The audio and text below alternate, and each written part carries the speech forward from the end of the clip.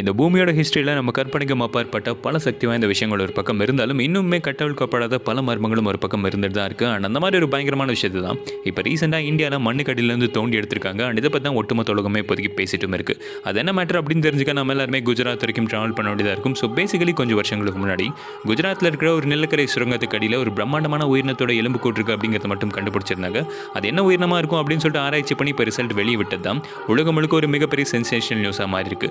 Because பல billion வருஷங்களுக்கு முன்னாடி இந்த பூமியில் வந்து ஒரு மிகப்பெரிய பாம்பினத்தோட எலும்புக்கூடு அப்படின்னு சொல்லிட்டு தெரிய வந்திருக்கு. அது எந்த அளவுக்கு பெருசாக இருந்திருக்கு அப்படின்னு சொல்லிட்டு பார்த்தீங்கன்னா 50 அடி நீளமும் 1000 கிலோ எடையும் இருந்திருக்கும் அப்படின்னு சொல்கிறாங்க. அண்ட் இப்போதைக்கு இந்த பாம்புக்கு புராணங்களில் சொல்லப்பட்ட பிரம்மாண்ட உயிரினமான வாசுகியோட பேரை வச்சிருக்காங்க.